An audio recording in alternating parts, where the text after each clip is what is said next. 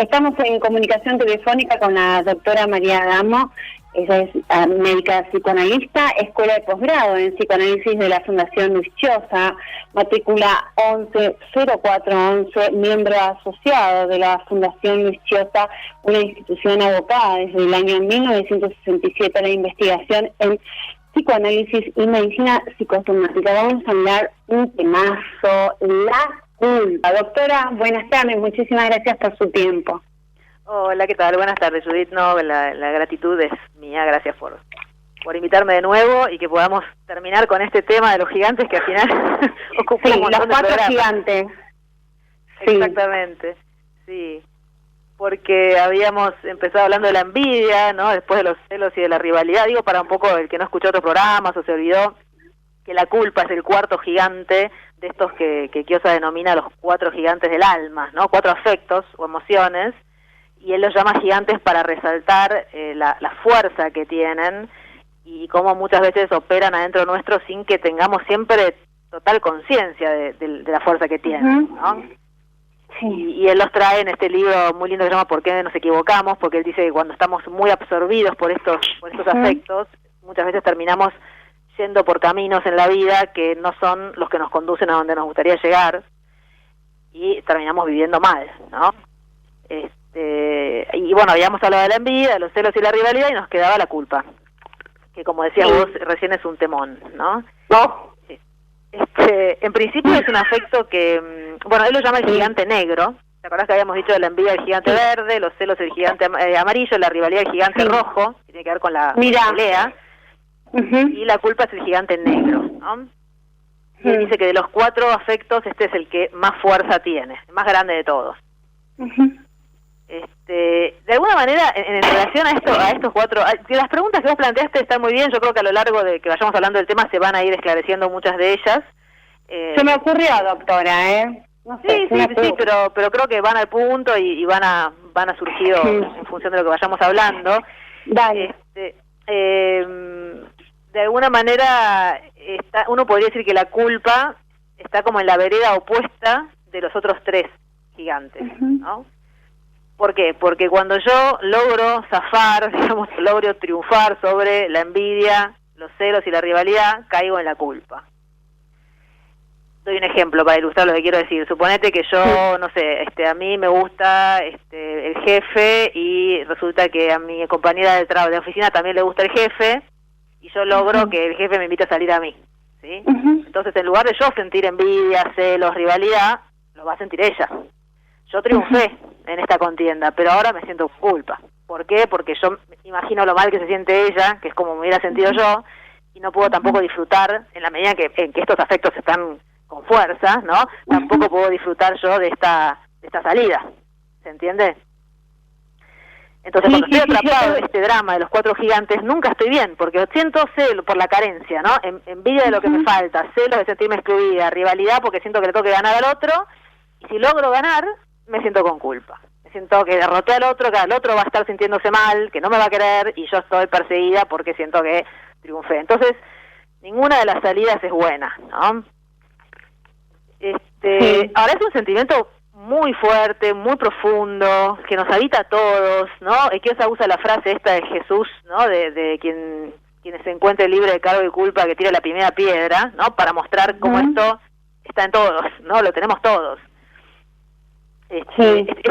Aclaremos siempre que estamos hablando del sentimiento de culpa y no de la culpa jurídica, ¿no? De la culpa en un criterio jurídico de culpable o inocente para la justicia. Estamos hablando del sentimiento, de la sensación de que uno es culpable de algo, ¿no? Ese es lo que vamos a centrarnos, que es nuestro punto de vista del psicoanálisis, ¿no? Y en ese sentido uno diría, bueno, siempre la culpa aparece, podríamos decir, en términos muy generales, ¿no? Por sentir que estoy en falta con el ideal. ¿Qué quiere decir? Con aquello que yo creo que debería ser o hacer, que es mi ideal, y yo siento que no lo estoy logrando y me siento en deuda. Siempre la culpa es la idea de una deuda, de una falta, ¿no? Por eso me siento en falta, también decimos, ¿no? Siempre es esta relación con lo que yo debería hacer. Se asocia también a la idea de un daño, ¿no? De haber generado un daño por algo que hice o por algo que no hice. y también con la idea de la transgresión, me dio un gusto prohibido, por ejemplo, ¿no? Pero que también de alguna manera apunta a que produje un daño con esta transgresión. Sí. Entonces esta es, digamos, la sensación general que tiene que ver con cuando uno se siente con culpa. Uh-huh. Y bueno, y Freud estudió este tema de la culpa, y una de las cosas que encontró muy interesante es que muchas veces ciertos delitos que se generan, se producen, se realizan, uno diría, bueno, me siento con culpa porque cometí un delito, ¿no? Y él dice, no, muchas veces es al revés, dice él. El sujeto comete el delito porque ya se sentía con culpa antes. Cosa que suena un poco rara, bueno, ¿no? Como la culpa viene después, es la culpa por el delito, ¿no? Y dice, no, es al revés. Dice, muchas veces dice que hay personas que se sienten con una culpa que no sabemos bien de dónde viene. Vos preguntabas recién de dónde viene la culpa. Una culpa grande, fuerte, que entonces delinquen o cometen delitos menores. Un ejemplo clásico es la cleptomanía, ¿no? Los robos así, de este estilo, de la cleptomanía, porque están muy torturados por esta culpa y es como si dijeran, bueno, yo, inconscientemente, ¿no? Cometo este delito y entonces digo, bueno, esta culpa es por este delito menor, que en realidad es como un engaño, porque se sienten con culpa por algo que ellos sienten que es mucho peor. Vaya a saber en la vida de cada uno cuál es el motivo. Y entonces buscan atribuirle a ese delito menor la culpa que sienten. Esto se observa que no funciona bien, porque como en realidad es mentira y la culpa viene de otro lado, el sujeto vuelve a delinquir, ¿no? Por ejemplo, en la cleptomanía, ¿no? Que la persona por ahí que no tiene ninguna necesidad económica, va a la librería y se roba un libro, ¿no? Y lo agarran, lo atrapan y pasa un mal momento, ¿no? Y después al tiempo vuelve a robarse otra cosa, ¿no? Bueno, y Freud dice, esto es porque él lo llama el delincuente por sentimiento de culpabilidad, ¿no? Entonces, uno dice, bueno, ok, y entonces la culpa, ¿cuál es la verdadera culpa? Digamos, ¿no? Si esto es el motivo secundario, ¿no? Y uno puede decir, bueno, uno habla con la persona, estudia la vida de la persona y a lo mejor aparecen episodios biográficos oscuros, ¿no? El sujeto dice, no, yo me siento con culpa. Por ejemplo, un ejemplo que trae Chiozza en uno de los libros es, bueno, suponete un ingeniero que es muy exitoso, pero que en el fondo de su alma se siente mal porque siente que los padres le pagaron la carrera a él, pero no les alcanzó para pagarle al hermano y el hermano no pudo estudiar. Y entonces él, que es el exitoso de la familia, se siente con culpa, pero esta culpa está bastante reprimida, digamos. Ahora, cuando uno sigue pensando en esto, uno dice, bueno, pero también uno podría, lo mismo que dice Freud del delincuente por sentimiento de culpabilidad, lo podría pensar, porque cuando uno se pone a mirar dice, bueno, pero es para tanto, ¿no? O sea, este motivo justifica tanta culpa, ¿no? Y ahí viene la cuestión esta de que no sabemos muy bien de dónde, esta culpa que tiene esta cosa oscura, ¿no? Lejana, ese malestar que uno lleva en el alma, que uno dice, pero, ¿qué hice, no? Para sentirme tan mal, algunos más, algunos menos, ahora vamos a ver, ¿no? Claro. Pero uno dice, ¿de dónde viene esta sensación de culpa? Y acá Chiozza plantea algo muy interesante, que es una idea que él, digamos, le da forma en un libro de gráficos parecido al de Caperucita Verde, que se llama La culpa es mía, que es del 2011, ¿no? Él viene trabajando el tema, si uno estudia sus textos, uno ve que, bueno, que la idea esta no la tiene tan clara hasta este libro, ¿no? Donde el subtítulo del libro es La construcción de la culpa, ¿no? Y ahí él lo que plantea es que en realidad la culpa, esta culpa oscura, profunda, que el psicoanálisis que dice, es una culpa heredada, por ejemplo, ¿no? Viste que se observan los chicos chiquitos, ¿no? De 1 año, 2 años, que tienen esta cosa inocente, que no sienten culpa, que no sienten vergüenza, que no sienten ascos, ¿no? Y que de repente aparece la culpa, ¿no? Y uno dice, ¿de dónde salió? ¿No? Sí. Obviamente tendrán que ver los padres, pero parecería que es algo muy universal, que por mejores padres que tenga el chico, en algún momento empieza a sentir la culpa, empieza a sentir la vergüenza, como si fuera algo automático, ¿no? Como le crecen los dientes, le aparece la culpa, ¿no?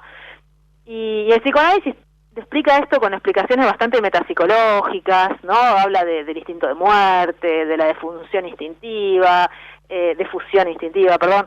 Bueno, pero no, digamos, no le pone mucha carne a esta cuestión. Y entonces, pensando en esto, Chiozza se pone a pensar entre la relación que hay entre la culpa, mejor dicho, entre la inocencia y la impotencia, y entre la culpa y la potencia.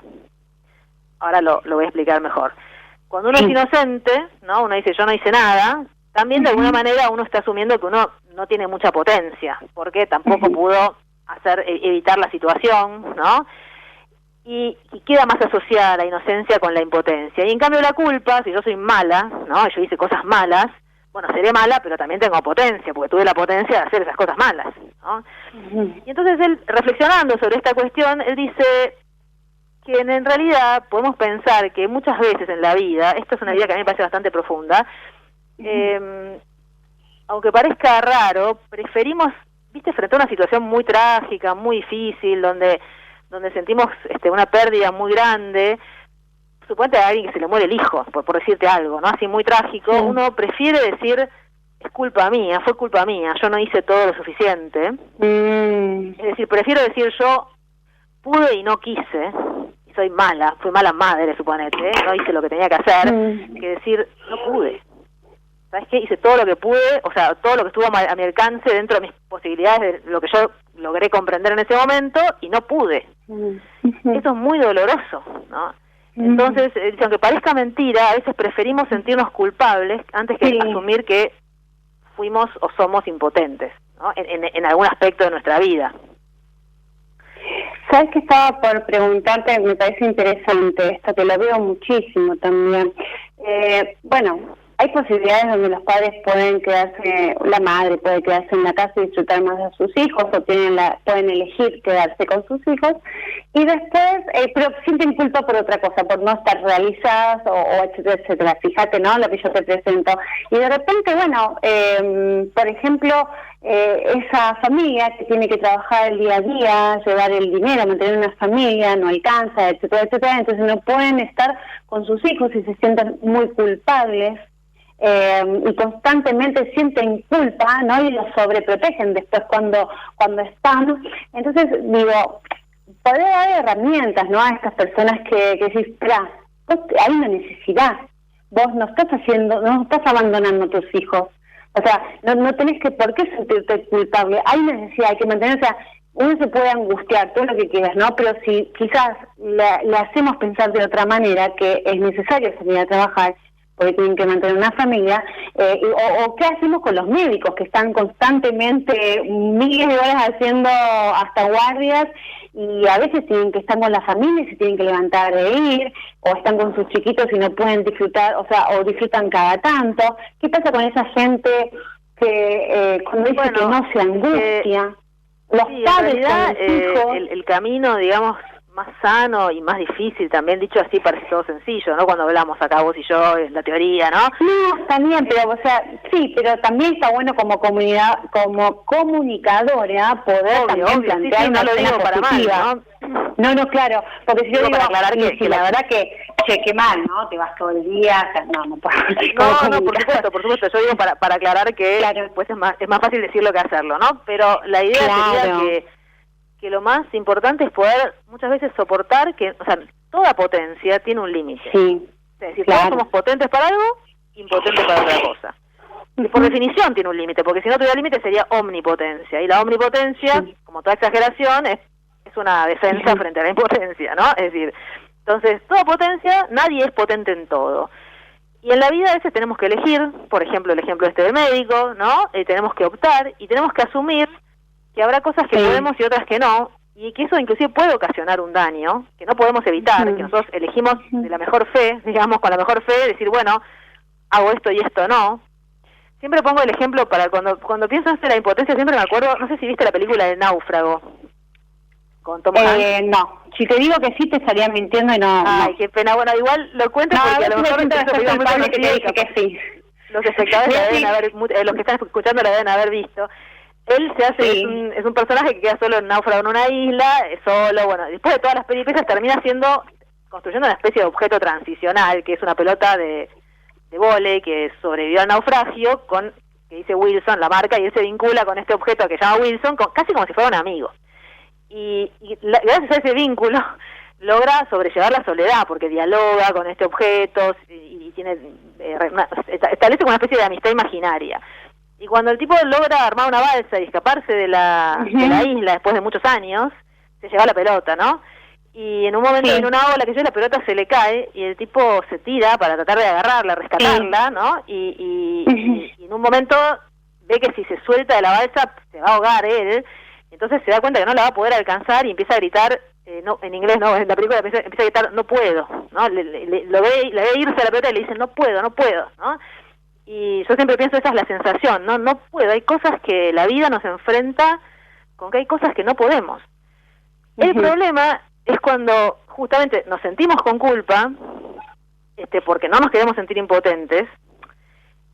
¿Y qué pasa con la culpa? Cuando yo, en lugar de decir, bueno, no puedo, y aceptar esto, que sería como lo ideal de la salud, ¿no? En lugar de eso nos empezamos a sentir culpables y a reprocharnos o a sentirnos mal. La culpa es como una papa caliente. O sea, si bien la impotencia es insoportable, y la culpa, prefiero la culpa antes que la impotencia, que es lo que decía antes, también la culpa es insoportable. Una vez que siento culpa, es como una papa caliente, la tengo que tirar para algún lado. ¿Sí? No me la banco mucho tiempo. Y ahí viene el problema. ¿Qué hago con la culpa esta que siento? Hago macanas, ¿no? Digamos. Hay tres grandes líneas, a grandes rasgos de tres variantes de lo que yo puedo hacer con la culpa, tres variantes que se interrelacionan. Sí. Yo lo tengo acá anotado y me hizo pensar, Sí, estas tres variantes en realidad nos permiten explicar tres cuadros psicopatológicos, el corazón, que son la manía, la paranoia y la melancolía, y comprenderlas en un esquema bastante simple como tres. Sí, tenemos el cuadro psicopatológico y tenemos el mecanismo de defensa, más allá de llegar a configurar un cuadro psicopatológico, un mecanismo de defensa. Entonces podemos pensar que para defendernos de esta culpa tan horrible, yo puedo hacer tres variantes defensivas, que les voy a ilustrar con el ejemplo que da siempre el doctor Chiosa, que es muy muy claro. Suponete que vos me invitas a tu casa a tomar el té, y yo voy. Y cuando entro sin querer, tiro con el codo, al girar, un jarrón que te había regalado tu abuela, que era de Europa, un bien familiar, un recuerdo familiar, qué sé yo, y se rompe. Bueno, yo sin querer causé un daño, ¿no? Te rompí el jarrón. Bien. Entonces siento culpa. Y sí, lógico. Lo sano, digamos, empecemos por la explicación de lo que sería lo más sano, sería decir, bueno, qué macana, che, la verdad lo lamento un montón, me fijo de comprar uno parecido, otro, trato de reparar lo que se pueda. Claro. Pero como generalmente eso no es tan fácil de hacer, y entonces tengo tres variantes. La primera es la manía, que yo te diga, bueno, en definitiva un jarrón, es un jarrón, ¿viste? No hay que apegarse a los objetos. Al final te hice un favor, mira, porque vos estabas arrastrando acá los lastres de la familia, ¿viste? Y ahora te libré, así que en un pase de magia, yo hice desaparecer el daño, la culpa, magia, ¿sí? Por eso se llama, le decimos la prestidigitación maníaca. Como si fuera magia, ¿no? Esa es la primera. La segunda es echar, o sea, la culpa que yo siento, te la tiro a vos. La papa caliente te la tiro a vos, ¿sí? Echar la culpa. Entonces te digo, pero la verdad, vos, ¿cómo? Pues también vos ponés el jarrón de tu abuela, irreemplazable, en el borde de la mesa, que si no lo tiraba yo, lo tiraba a la próxima persona que entraba. La verdad que no estás cuidando bien las cosas de tu familia. O sea, te ataco a vos y te digo, la culpa es tuya. Esto es la irresponsabilidad paranoica. La culpa, yo soy. Esto es lo que más se ve. La culpa del otro, ¿no? Culpamos al otro. Todas se ven mucho. Lo que tiene la manía es que generalmente no se sostiene por mucho tiempo. Es tan burda la negación y generalmente no se sostiene por mucho tiempo. Entonces se sustituye con alguna de estas otras dos. Si vos es la paranoia, te echo la culpa a vos. Y la otra es la más retorcida, la más difícil de zafarse, que es la melancolía. ¿Qué es la melancolía? La esencia de la melancolía es, también voy a echar la culpa, pero en lugar de echártela a vos, me la voy a echar a mí. Pero esto no es lo mismo que asumir la situación. Yo me voy a echar a mí disociándome. Entonces yo te voy a decir, no lo puedo creer, me quiero morir, te rompí el jarrón, y ahora esto es irreemplazable, no tiene arreglo, me quiero matar, no, yo soy siempre la misma tonta. Entonces vos tenés dos problemas, tenés el jarrón roto y me tenés que consolar a mí, que estoy llorando porque te rompí el jarrón.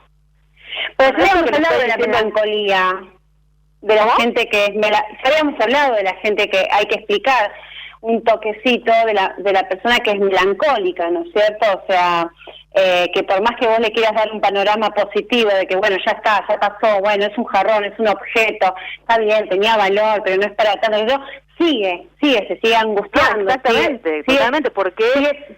claro. Y no está...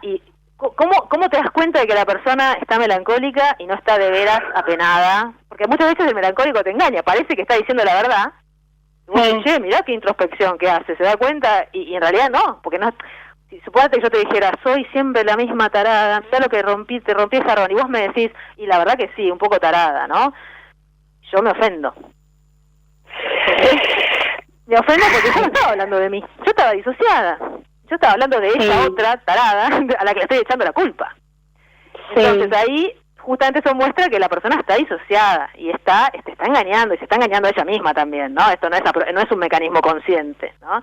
Y entonces hace esto, y ahí es muy muy difícil de zafarse de esa situación, de correrse, ¿no? Uno queda como enganchado en esto, teniendo que consolar al otro, que en realidad... Ahora, lo más importante de estas tres maneras, manía, paranoia y melancolía, estas tres maneras de defenderse de la culpa, universales, que además se sustituyen una a la otra con mucha velocidad. Es decir, hay gente que es más maníaca, gente que es más paranoica, gente que es más melancólica, pero además todo el tiempo estamos girando entre estas tres, y son poquísimos los momentos que podríamos decir de integración, donde uno está sin defenderse tanto, ¿no? Pero lo principal de esto es que ninguna de las... Digamos que yo hago esto para sacarme la culpa de encima, la papa caliente.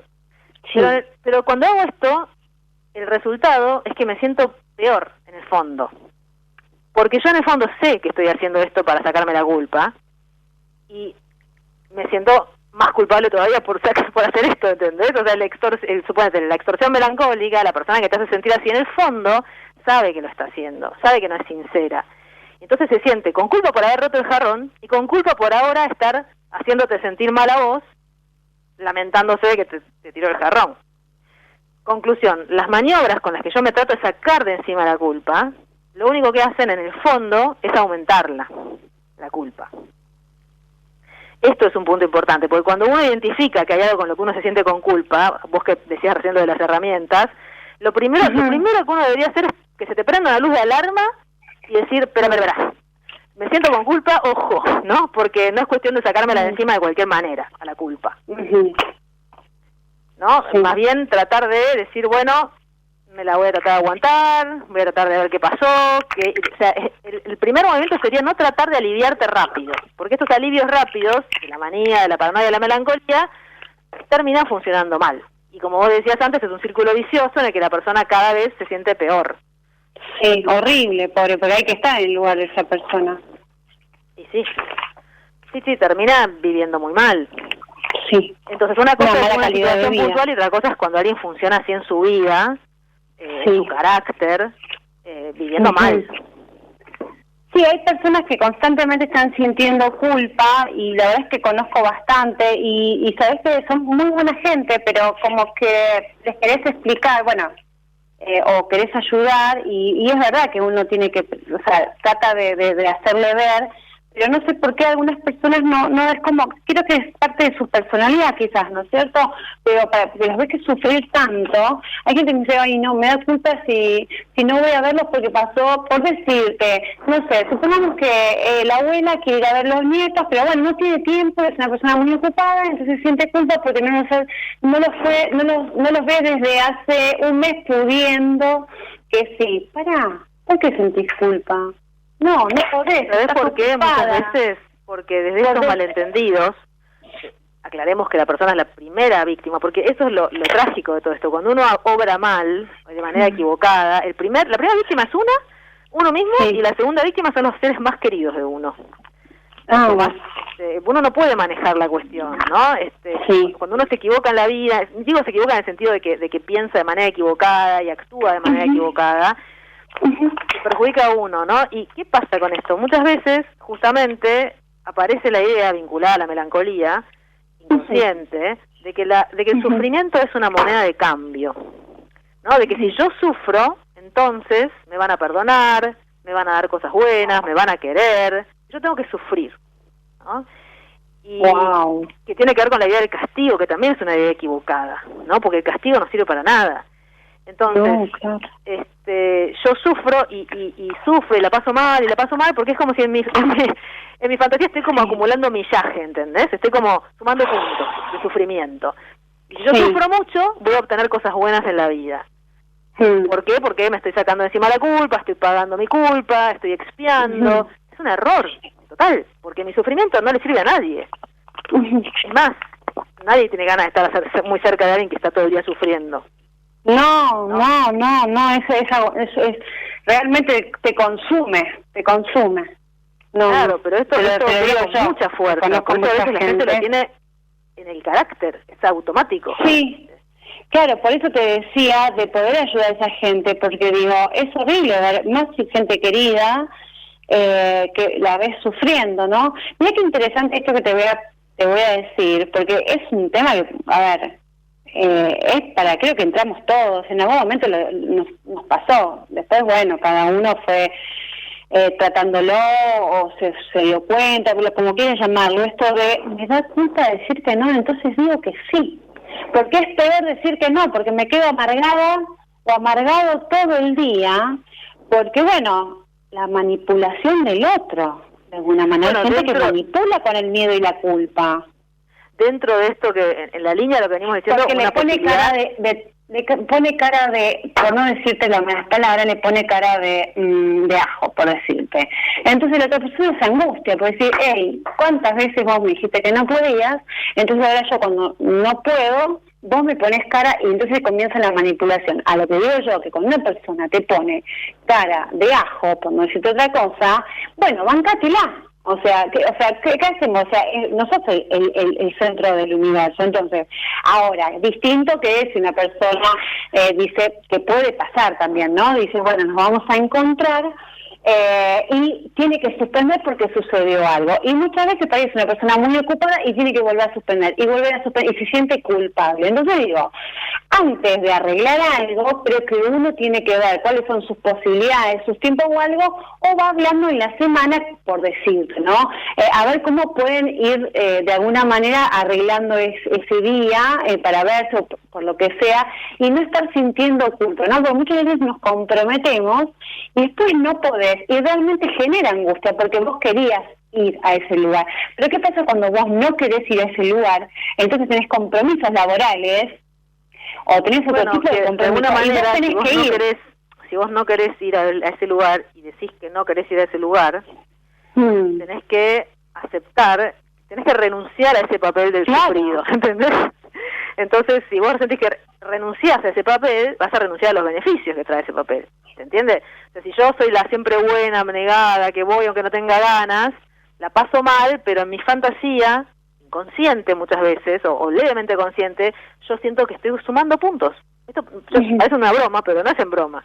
Siento que entonces yo me voy a merecer algo bueno al final. Esto muchas veces hace crisis, porque llega un momento en que la persona se empieza a dar cuenta de que nadie le va a pagar esa cuenta, ¿no? Y ahí aparecen también muchas veces las enfermedades y problemas, porque es como la fantasía de decir yo doy, y algún día me van a retribuir, ¿no? Hablemos de dar y bueno, ese es otro tema, pero dejémoslo para el año que viene. Esto tiene que ver con la hipertensión arterial, pero bueno, es como decimos, es otro tema. Basta. O sea, aflojemos un poco, te lo pido por favor, porque soy la primera que me noto esto en no dar y que no sean agradecidos. No, y aparte que vos tenés la obligación de decir, no vamos a otro tema, no terminamos más. Sigamos con este tema de que después seguramente en algún momento nos han hecho sentir culpables. ¿Por qué? Porque como vos podés, vos tenés la obligación o vos me tenés que dar, ¿no? Pues el otro, cómo se pone, y pasa mucho, ¿sabes qué? En esto, en la familia y en las amistades. Pero bueno, y entonces sentís culpa, porque va todo de la mano también, ojo, pero seguimos con la culpa. Es importante que no es exactamente esto que decís, pero que lo rosa, que es importante distinguir es entre culpa y responsabilidad, ¿no? Claro, la diferencia. Muchas veces se confunde. Claro. O sea, culpa es esta sensación de estar en falta. Mira,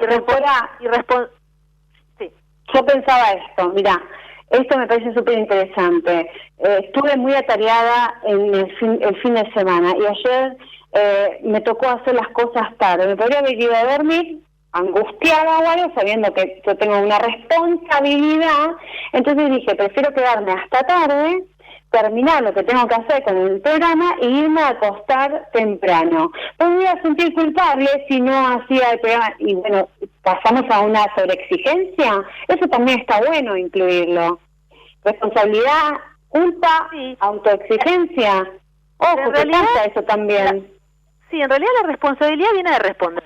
¿no? El término responsabilidad viene de responder, y tiene que ver con tener la capacidad para responder ante una situación.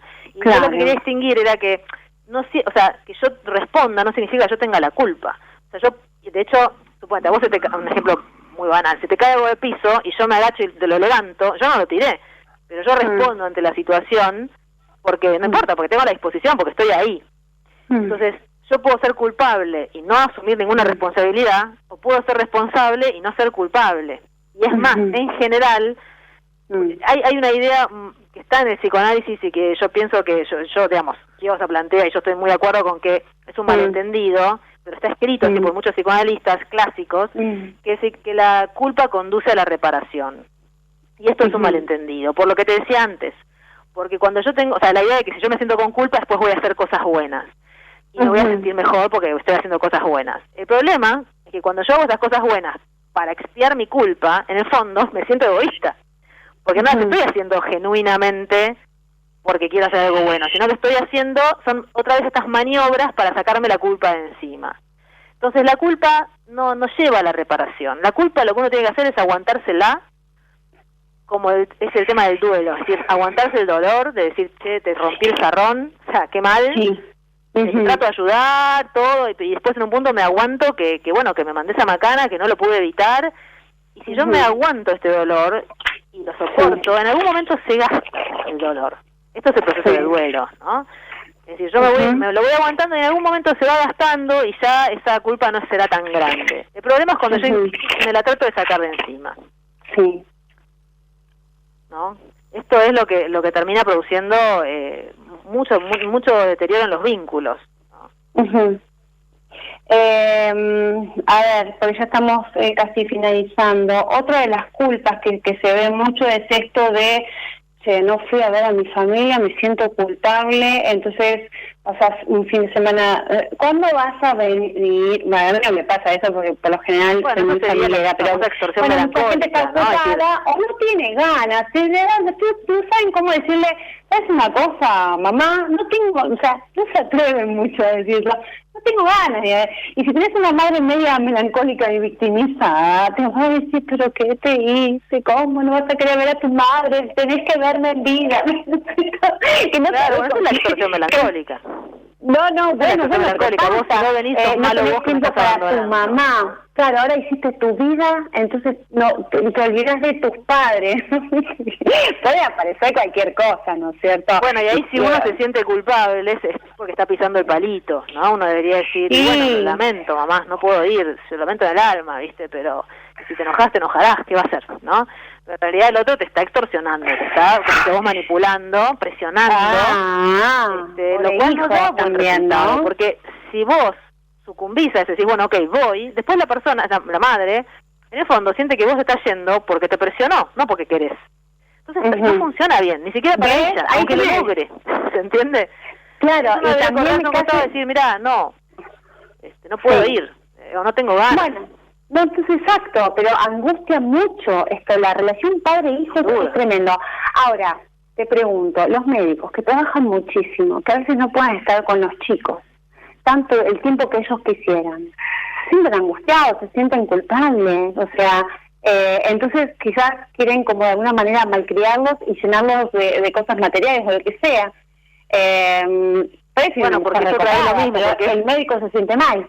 Por el sujeto que le compra las cosas materiales a los hijos para que el hijo lo quiera, es otra vez sacarse la culpa. Es decir, entonces, es otra vez no te la pudiste aguantar la culpa. En lugar de decir, che, la verdad que... Claro. ¿Qué problema? Ahora con la pandemia estoy yendo poco a mi casa porque no sé, invento. Estoy mucho en el hospital.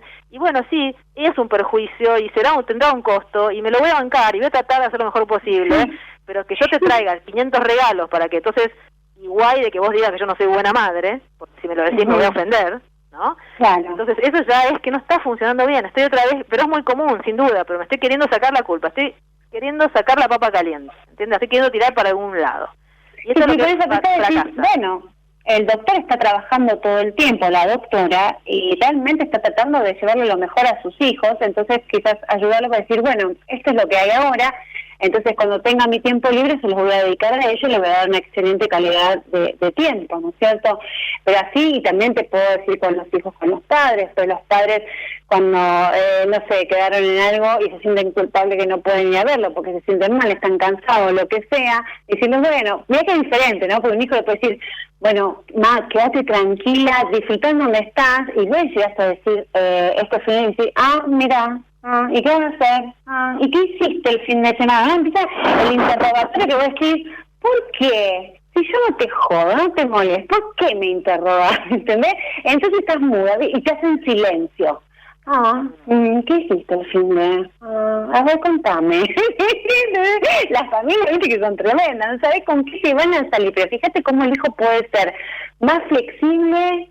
Algunos, ¿no? Otros son súper manipuladores y constantemente le están diciendo la culpa a sus padres porque por ahí ven a una nieta más que al otro. Y en realidad la abuela quiere decir, ¿sabes una cosa? Bueno, me hace sentir demasiado bien. Entonces, por ahí voy a ver a donde yo me siento bien. Entonces, siempre es como, no nos animamos al otro. Y en realidad, realmente yo creo que si somos un poquito más sinceros, somos realistas, o me quedan más cerca, entonces tengo la posibilidad de ir a verlos porque estoy grande, estoy cansada, entonces bueno, él me queda más cerca, o él no me molesta cuando estoy, o sea, me deja tranquila, o sea, creo que por ahí esto de no comunicar también genera, ¿no? Como, si les digo se va a ofender, se va a enojar, hay hijos muy manipuladores.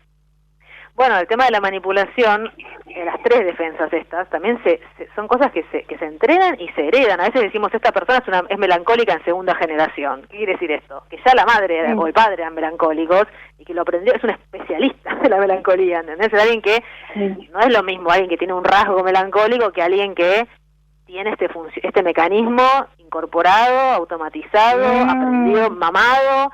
Bueno, es una dificultad de carácter con la que no es fácil encontrarse, ¿no? Porque la persona conoce ya todos los vericuetos de la situación y no es muy fácil. Esto también el chico se identifica con los padres, ¿no? No, yo creo que, mira, pues ya tenemos que terminar. La verdad que estaba pensando esto y digo que si el otro está muy ocupado y no puede, será también, yo lo digo desde mi lado, ¿no es cierto? Tener tolerancia a la frustración, ¿no? Hay gente que pone cara de ajo, por no decir toda otra cosa, y realmente generan rechazo, por decir, qué poco piola que sos, qué poco, o sea, realmente, porque si casi, claro, estás acostumbrada o acostumbrado a que yo esté disponible, pero ¿qué pasa cuando yo no estoy disponible? Entonces es una doble culpa en alguno, ¿no es cierto? La cara de ajo que te pone el otro, o sea, y te hace un silencio y por ahí no te habla, para la gente, ¿no es cierto?, más sensible, ¿no? Para otra que están un poco inanalizada y decís, bueno, ya está, eso se le va a pasar y si no, chao, tómatela. Pero digo, y después la otra es, me siento mal, me siento culpable, realmente porque, bueno, yo estaba disponible antes, pero ahora no estoy más disponible. O sea, que te quieren generar una culpa, tratando vos de hacer cosas para vos, o sea, no podés, vos tenés que estar, vos estás disponible, entonces vos tenés que seguir así. Entonces te ponen fulana por decirte cara de ti y encima después te pones a pensar y decís, me siento culpable, pero si no se puede todo. Y acá me gustaría cerrar, no se puede todo, entonces no hay que sentir culpa cuando realmente uno no está haciendo nada, es el otro que se siente en el centro del universo y todos tienen que responder, ¿no?, al otro. Sí. ¿Qué quedaste pensando? Bueno, nos quedó pendiente tu pregunta de los que no sienten culpa, pero bueno, no se puede todo. Podemos cerrar con esas personas que no sienten culpa, puedes, aunque sea un minutito de hablarme de eso. A mí me da mucho miedo esa gente. Que no sienten culpa, normalmente nos referimos a la psicopatía, a la perversión, ¿no? Lo que decía Freud es que Freud decía la perversión, mejor dicho, la neurosis es el inverso, es el negativo de la perversión. Él decía, el neurótico, dicho muy esquemáticamente, reprime un deseo por un precepto moral que no le permite llevar a cabo este deseo. Ejemplo, Isabel DR, muy resumido, estaba enamorada de su cuñado, reprime este amor y hace el síntoma histérico. ¿Por qué lo reprime? Porque lo condena moralmente, le parece mal. Bueno, en el perverso es al revés, o en el psicópata. Aparece el deseo en la conciencia y el sentimiento de culpa queda reprimido. No es que no está. la conciencia moral, digamos, la norma moral queda reprimida, por eso Kiosa se refiere a la psicopatía, dice que es como una locura moral, ¿no? Una locura de la moral, y esto queda fuera de la conciencia, pero no es que no esté operando adentro de la persona, y de hecho lo conduce, así como el psicópata es destructivo para los demás, es muy destructivo para sí mismo. Lo dejamos para el año que viene. Mucho más. Doctora, me dejo un poco descansar, ya termino, me deben quedar 4 programas, 5, bueno. Porque la vine así, pero bien, respondiéndome así a la ligera. Bueno, agradecerle, pero bueno, otro tema más para hablar. Doctora, muchas gracias realmente por su tiempo y por estos maravillosos temas. A vos, la verdad que fue un placer y bueno, muchas gracias y que tengas un buen descanso de verano. Gracias, te agradezco muchísimo, un beso enorme y fue un placer conocerte y seguimos el año que viene si Dios quiere. Cómo no, con todo gusto. Hasta luego, igualmente. Gracias, doctora, un beso enorme, gracias.